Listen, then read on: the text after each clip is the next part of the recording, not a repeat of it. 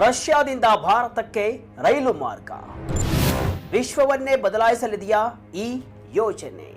ವೀಕ್ಷಕರೇ, ಒಮ್ಮೆ ಕಲ್ಪನೆ ಮಾಡಿಕೊಳ್ಳಿ, ರಷ್ಯಾದಿಂದ ಭಾರತಕ್ಕೆ ರೈಲು ಬರುತ್ತೆ ಅಂದರೆ ಸುಮ್ಮನೆನಾ? ನೀವು ರಷ್ಯಾದಿಂದ ರೈಲು ಹತ್ತುತ್ತೀರಿ, ಸೆಂಟ್ರಲ್ ಏಷ್ಯಾದ ಹಿಮಾವೃತ ಪರ್ವತಗಳು, ಇರಾನಿನ ಮರುಭೂಮಿ, ಆಫ್ಘಾನಿಸ್ತಾನ, ಪಾಕಿಸ್ತಾನದ ರಸ್ತೆಗಳನ್ನು ದಾಟಿ ನೇರವಾಗಿ ಭಾರತದ ಮುಂಬೈ ಅಥವಾ ದೆಹಲಿಗೆ ಬಂದು ಇಳಿಯುತ್ತೀರಿ ಅಂದರೆ ಎಷ್ಟು ಸುಂದರ ಅಲ್ವಾ? ವೀಕ್ಷಕರೇ, ರಷ್ಯಾ ಸರ್ಕಾರ ಈಗ ಜಗತ್ತೇ ಬೆರಗಾಗುವಂತಹ ಒಂದು ಮೆಗಾ ಪ್ಲಾನ್ ಅನ್ನು ಜಗತ್ತಿನ ಮುಂದೆ ಇಟ್ಟಿದೆ. ರಷ್ಯಾದಿಂದ ನೇರವಾಗಿ ಇಂಡಿಯಾಗೆ ಹೊಸ ರೈಲ್ವೆ ನೆಟ್ವರ್ಕ್ ನಿರ್ಮಿಸಲು ರಷ್ಯಾ ಈಗ ಮುಂದಾಗಿದೆ. ಆದರೆ ರಷ್ಯಾ ಇದ್ದಕ್ಕಿದ್ದಂತೆ ಇಂತಹ ನಿರ್ಧಾರಕ್ಕೆ ಬಂದಿದ್ದಾದರೂ ಯಾಕೆ? ಜಗತ್ತಿನ 25% ತೈಲ ಸರಬರಾಜಾಗುವಂತಹ ಹಾರ್ಮುಜ್ ಜಲಸಂಧಿಯಲ್ಲಿ ಯುದ್ಧದ ಬೆಂಕಿ ಹೊತ್ತಿ ಉರಿತಾ ಇದೆ. ಅಮೆರಿಕ, ಇಸ್ರೇಲ್ ಮತ್ತು ಇರಾನ್ ನಡುವೆ ನಡೆಯುತ್ತಿರುವಂತಹ ಕಲಿಗಾಲದ ಸಂಘರ್ಷ ಇಡೀ ಜಾಗತಿಕ ವ್ಯಾಪಾರವನ್ನೇ ಉಸಿರುಗಟ್ಟುವಂತೆ ಮಾಡಿದೆ. ಈ ಬೆದರಿಕೆಯಿಂದ ಪಾರಾಗಲು ರಷ್ಯಾ ಕಂಡುಕೊಂಡಂತಹ ಪವರ್ಫುಲ್ ಪ್ಲಾನ್ ಇಲ್ಲಿದೆ. ಹಾಗಾದರೆ ಏನಿದು ಯೋಜನೆ? ಇದು ಜಾರಿಯಾದರೆ ಭಾರತಕ್ಕಾಗುವ ಬೃಹತ್ ಲಾಭಗಳು ಏನು? ಜಾಗತಿಕ ರಾಜಕೀಯದಲ್ಲಿ ಇದು ಎಂತಹ ಸಂಚಲನವನ್ನು ಸೃಷ್ಟಿಸಲಿದೆ? ನಿಜಕ್ಕೂ ಈ ಯೋಜನೆ ನಡೆಯುತ್ತಾ? ಈ ವಿಡಿಯೋದಲ್ಲಿ ಸಂಪೂರ್ಣವಾಗಿ ತಿಳಿದುಕೊಳ್ಳೋಣ. ವಿಡಿಯೋವನ್ನು ಕೊನೆಯವರೆಗೂ ನೋಡಿ. ನಾನು ಶಿವಮೂರ್ತಿ ಸರ್ಪ. ರಷ್ಯಾದ ಉಪ ಪ್ರಧಾನಿ ಬಿಚ್ಚಿಟ್ಟ ಮಹಾಯೋಜನೆ. ವೀಕ್ಷಕರೇ, ಈ ಸಂಚಲನಕಾರಿ ಸುದ್ದಿಯನ್ನು ಅಧಿಕೃತವಾಗಿ ಹೊರಹಾಕಿರುವುದು ರಷ್ಯಾದ ಉಪ ಪ್ರಧಾನಮಂತ್ರಿ ಮರತ್ ಕುಸ್ಲುನಿ ಪ್ರಸಿದ್ಧ ಟಾಸ್ ಸುದ್ದಿ ಸಂಸ್ಥೆಗೆ ನೀಡಿದಂತಹ ಒಂದು ಸಂದರ್ಶನದಲ್ಲಿ ಅವರು ಈ ಮಹತ್ವದ ವಿಷಯವನ್ನು ಬಹಿರಂಗಪಡಿಸಿದ್ದಾರೆ. ರಷ್ಯಾಕ್ಕೆ ಈಗ ಹಿಂದೂ ಮಹಾಸಾಗರಕ್ಕೆ ನೇರ ಪ್ರವೇಶ ನೀಡುವ ಪರ್ಯಾಯ ರೈಲ್ವೆ ಮಾರ್ಗದ ಅಗತ್ಯವಿದೆ. ಬಾಸ್ಪರಸ್ ಮತ್ತು ಹಾರ್ಮುಜ್ನಂತಹ ಅಪಾಯಕಾರಿ ಸಮುದ್ರ ಮಾರ್ಗಗಳನ್ನು ನೆಚ್ಚಿಕೊಳ್ಳುವುದು ರಷ್ಯಾದ ಆರ್ಥಿಕತೆಗೆ ದೊಡ್ಡ ಕಂಟಕವಾಗಿದೆ. ಹೀಗಾಗಿ ಈ ಅಪಾಯವನ್ನು ಕಡಿಮೆ ಮಾಡಲು ರಷ್ಯಾದಿಂದ ಹೊರಟು ತುರ್ಕಮೆನಿಸ್ತಾನ್, ಇರಾನ್, ಆಫ್ಘಾನಿಸ್ತಾನ ಮತ್ತು ಪಾಕಿಸ್ತಾನದ ಮೂಲಕ ಭಾರತವನ್ನು ತಲುಪುವಂತಹ ಅಥವಾ ಹಿಂದೂ ಮಹಾಸಾಗರಕ್ಕೆ ಸಂಪರ್ಕ ಕಲ್ಪಿಸುವಂತಹ ರೈಲು ಮಾರ್ಗವನ್ನು ತಕ್ಷಣವೇ ಪರಿಶೀಲಿಸಬೇಕು ಅಂತ ಅವರು ಸ್ಪಷ್ಟಪಡಿಸಿದ್ದಾರೆ. ಇನ್ನು ಉಪಪ್ರಧಾನಿ ಅವರು ಒಂದು ಮಾತನ್ನು ಹೇಳ್ತಾರೆ. ಏನಪ್ಪಾ ಅಂತಂದರೆ, ಭಾರತಕ್ಕೆ ಅಥವಾ ಹಿಂದೂ ಮಹಾಸಾಗರಕ್ಕೆ ಸಂಪರ್ಕವನ್ನು ಕಲ್ಪಿಸುವ ಯಾವುದೇ ಪರ್ಯಾಯ ಮಾರ್ಗ ನಮಗೆ ಸಂಪೂರ್ಣವಾಗಿ ಸಮ್ಮತ. ಅಂದರೆ ರಷ್ಯಾ ಭಾರತದ ಜೊತೆಗಿನ ಆರ್ಥಿಕ ಬಾಂಧವ್ಯವನ್ನು ಎಷ್ಟು ಗಂಭೀರವಾಗಿ ಪರಿಗಣಿಸಿದೆ ಎಂಬುದಕ್ಕೆ ಇದಕ್ಕಿಂತ ದೊಡ್ಡ ಸಾಕ್ಷಿ ಬೇಕಾಗಿಲ್ಲ. ಈ ರೈಲ್ವೆ ಯೋಜನೆ ಆರಂಭಕ್ಕೆ ಕಾರಣವೇನು? ಈ ಪ್ರಸ್ತಾವನೆ ಇದ್ದಕ್ಕಿದ್ದಂತೆ ಬರಲು ಪ್ರಮುಖ ಕಾರಣ ಮಧ್ಯಪ್ರಾಚ್ಯದಲ್ಲಿ ಭುಗಿಲೆದ್ದಿರುವಂತಹ ಮಹಾಯುದ್ಧ. ಫೆಬ್ರವರಿ 28ರಂದು ಅಮೆರಿಕ ಮತ್ತು ಇಸ್ರೇಲ್ ಜಂಟಿಯಾಗಿ ಇರಾನ್ ವಿರುದ್ಧ ಬೃಹತ್ ಮಿಲಿಟರಿ ದಾಳಿಯನ್ನು ಆರಂಭಿಸಿದವು. ಇರಾನಿನ ರಾಜಧಾನಿ ಟೆಹರಾನ್ ಸೇರಿದಂತೆ ಪ್ರಮುಖ ನಗರಗಳ ಮೇಲೆ ಬಾಂಬ್ಗಳ ಮಳೆಯೇ ಹರಿತು. ಇದಕ್ಕೆ ಪ್ರತಿಯಾಗಿ ಇರಾನಿನ ಪ್ರಭಾವಿ ಸೇನಾಪಡೆ ಇಸ್ಲಾಮಿಕ್ ರೆವಲ್ಯೂಷನರಿ ಗಾರ್ಡ್ ಕೋರ್ಪ್ಸ್ ಪ್ರಬಲ ತಿರುಗೇಟನ್ನು ಕೂಡ ಕೊಡ್ತು. Bahrain, Jordan, Iraq, Qatar, Kuwait, UAE ಮತ್ತು ಸೌದಿ ಅರೇಬಿಯಾದಲ್ಲಿರುವಂತಹ ಅಮೆರಿಕದ ಮಿಲಿಟರಿ ನೆಲೆಗಳು ಹಾಗೂ ಇಸ್ರೇಲ್ ಮೇಲೆ ಇರಾನ್ ಕ್ಷಿಪಣಿ ದಾಳಿಗಳನ್ನು ನಡೆಸಿತು. ಇಷ್ಟಕ್ಕೆ ಮುಗಿಲಿಲ್ಲ. ಇರಾನ್ ತೆಗೆದುಕೊಂಡಂತಹ ಆ ಒಂದು ನಿರ್ಧಾರ ಇಡೀ ಜಗತ್ತನ್ನೇ ನಡುಗಿಸಿಬಿಡ್ತು. ಇರಾನ್ ತನ್ನ ಜಲಗಡಿಯಾದಂತಹ ಹಾರ್ಮುಜನ್ನು ಅಮೆರಿಕ, ಇಸ್ರೇಲ್ ಮತ್ತು ಅವುಗಳಿಗೆ ಬೆಂಬಲ ನೀಡಿದಂತಹ ದೇಶಗಳ ಹಡಗುಗಳಿಗೆ ಸಂಪೂರ್ಣವಾಗಿ ಬಂದ್ ಹಾಕ್ತು. ಜಗತ್ತಿನಲ್ಲಿ ಸರಬರಾಜಾಗುವಂತಹ ಒಟ್ಟು ಕಚ್ಚಾ ತೈಲದಲ್ಲಿ 25% ಮತ್ತು ದ್ರವೀಕೃತ ನೈಸರ್ಗಿಕ ಅನಿಲದಲ್ಲಿ 20% ಭಾಗ ಈ ಪುಟ್ಟ ಜಲಸಂಧಿಯ ಮೂಲಕವೇ ಹಾದು ಹೋಗುತ್ತೆ.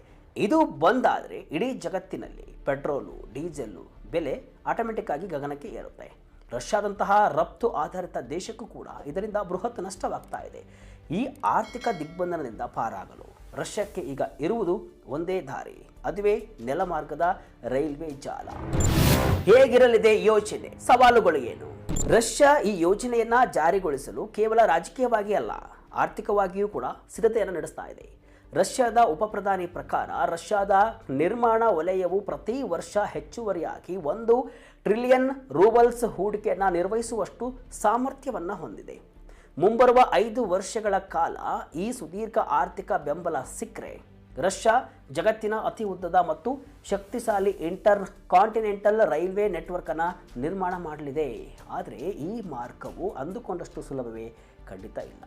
ನಿಮಗೆಲ್ಲ ಗೊತ್ತಿರುವಂತೆ ರಷ್ಯಾದಿಂದ ಭಾರತಕ್ಕೆ ಬರಬೇಕಾದ್ರೆ ಇಲ್ಲಿ ರಷ್ಯಾ, ತುರ್ಕಮೆನಿಸ್ತಾನ್, ಇರಾನ್, ಆಫ್ಘಾನಿಸ್ತಾನ, ಆಮೇಲೆ ಪಾಕಿಸ್ತಾನ, ಭಾರತ ಅಥವಾ INSTC ಅಂದರೆ inter national north south transport corridor. ಈ ಮೂಲಕ ಇರಾನಿನ ಚಬಹಾರ್ ಅಥವಾ ಬಂದರ್ ಅಬ್ಬಾಸ್ ಬಂದರಿಗೆ ಬಂದು ಅಲ್ಲಿಂದ ಸಮುದ್ರ ಮಾರ್ಗವಾಗಿ ಭಾರತದ ಮುಂಬೈಗೆ ತಲುಪಬಹುದು.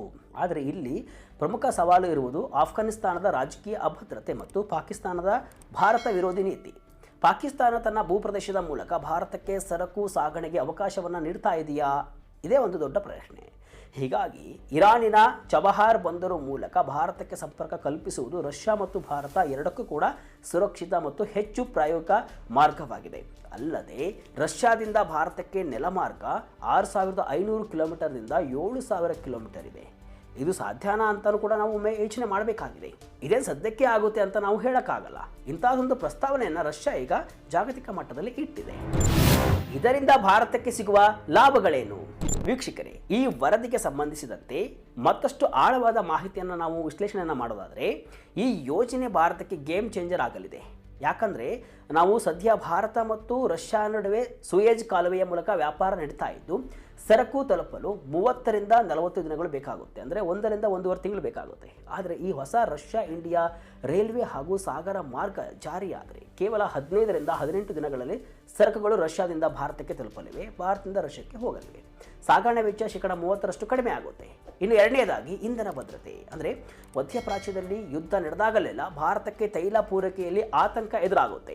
ರಷ್ಯಾದಿಂದ ನೇರ ರೈಲು ಸಂಪರ್ಕ ಅಥವಾ ಇರಾನ್ ಮಾರ್ಗದ ಸುರಕ್ಷಿತ ಸಂಪರ್ಕ ಸಿಕ್ಕರೆ ಭಾರತಕ್ಕೆ ಯಾವುದೇ ಅಡೆತಡೆ ಇಲ್ಲದೆ ಕಚ್ಚಾ ತೈಲ, ರಸಗೊಬ್ಬರ ಮತ್ತು ನೈಸರ್ಗಿಕ ಅನಿಲ ಸಿಗಲಿದೆ. ಇನ್ನು ಮೂರನೇದಾಗಿ ನಾವು ನೋಡೋದಾದರೆ ಚೀನಾದ BRIಗೆ ಸೆಡ್ಡು. ಅಂದರೆ ಚೀನಾ ತನ್ನ ಬೆಲ್ಟ್ ಆ್ಯಂಡ್ ರೋಡ್ ಇನಿಷಿಯೇಟಿವ್ ಮೂಲಕ ಜಗತ್ತನ್ನು ತನ್ನ ವಶಕ್ಕೆ ಪಡೆಯಲು ಯತ್ನಿಸ್ತಾ ಇದೆ. ತಾನೇ ನಂಬರ್ 1 ಆಗಲು ಹಪಾಪಿಸ್ತಾ ಇದೆ. ಆದರೆ ರಷ್ಯಾ ಮತ್ತು ಭಾರತದ ಈ ಜಂಟಿ ಹೆಜ್ಜೆ ಇದೆಯಲ್ಲ, ಯುರೇಷಿಯನ್ ಪ್ರದೇಶದಲ್ಲಿ ಚೀನಾದ ಏಕಸ್ವಾಮ್ಯವನ್ನು ಮೆಟ್ಟಿ ನಿಲ್ಲಲಿದೆ. ಈ ಯೋಜನೆ ಜಾರಿಯಾದರೆ ಚೀನಾದ ಪ್ರಾಬಲ್ಯವನ್ನು ಕಡಿಮೆ ಮಾಡಬಹುದು ಅಂತ. ಒಟ್ಟಿನಲ್ಲಿ ಹೇಳುವುದಾದರೆ ಇಸ್ರೇಲ್, ಅಮೆರಿಕ ಮತ್ತು ಇರಾನ್ ನಡುವಿನ ಈ ಯುದ್ಧ ಜಾಗತಿಕ ಭೂಪಟವನ್ನೇ ಬದಲಾಯಿಸುತ್ತೆ. ಯುದ್ಧದಿಂದ ಸೃಷ್ಟಿಯಾದ ಬಿಕ್ಕಟ್ಟನ್ನು ರಷ್ಯಾ ತನ್ನ ಆರ್ಥಿಕ ಬಲವರ್ಧನೆಗೆ ಮತ್ತು ಭಾರತದಂತಹ ಸ್ನೇಹಪರ ರಾಷ್ಟ್ರಗಳೊಂದಿಗೆ ಬಾಂಧವ್ಯ ಗಟ್ಟಿಗೊಳಿಸಲು ಬಳಸಿಕೊಳ್ಳುತ್ತಿದೆ. ರಷ್ಯಾದ ಈ ಬೃಹತ್ ರೈಲ್ವೆ ಯೋಜನೆ ಕೇವಲ ಸಾರಿಗೆ ಮಾರ್ಗವಲ್ಲ, ಇದು ಜಾಗತಿಕ ಭೂ ರಾಜಕೀಯದ ಹೊಸ ಮನ್ವಂತರಕ್ಕೆ ನಾಂದಿಯಾಗಲಿದೆ. ಮಧ್ಯಪ್ರಾಚ್ಯದ ಸಂಘರ್ಷ ಮತ್ತು ಸಮುದ್ರ ಮಾರ್ಗಗಳ ಆತಂಕದ ನಡುವೆ ಈ ನೆಲಮಾರ್ಗವು ಭಾರತದ ಇಂಧನ ಭದ್ರತೆ ಮತ್ತು ಆರ್ಥಿಕತೆಗೆ ಹೊಸ ಆಯಾಮವನ್ನು ಕೂಡ ನೀಡಲಿದೆ. ಸರಕು ಸಾಗಣೆ ಸಮಯ ಮತ್ತು ವೆಚ್ಚವನ್ನು ಗಣನೀಯವಾಗಿ ತಗ್ಗಿಸುವಂತಹ ಈ ಯೋಜನೆ ಚೀನಾದ ಪ್ರಾಬಲ್ಯಕ್ಕೆ ಪ್ರಬಲ ಪೈಪೋಟಿ ನೀಡಬಲ್ಲದು. ಭೌಗೋಳಿಕ ಮತ್ತು ರಾಜಕೀಯ ಸವಾಲುಗಳು ಹಾದಿಯಲ್ಲಿ ಸಾಕಷ್ಟಿದ್ರೂ ಕೂಡ ರಷ್ಯಾ ಮತ್ತು ಭಾರತದ ಈ ದೀರ್ಘಕಾಲದ ಕನಸು ನನಸಾದರೆ ವಿಶ್ವದ ವ್ಯಾಪಾರ ಭೂಪಟವೇ ಬದಲಾಗಲಿದೆ.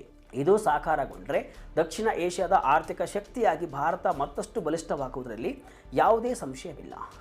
ವೀಕ್ಷಕರೇ, ರಷ್ಯಾ ಹಾಗೂ ಭಾರತದ ನಡುವಿನ ನೇರ ರೈಲು ಮಾರ್ಗದ ಬಗ್ಗೆ ನಿಮ್ಮ ಅಭಿಪ್ರಾಯವೇನು? ಕಮೆಂಟ್ ಮೂಲಕ ತಿಳಿಸಿ.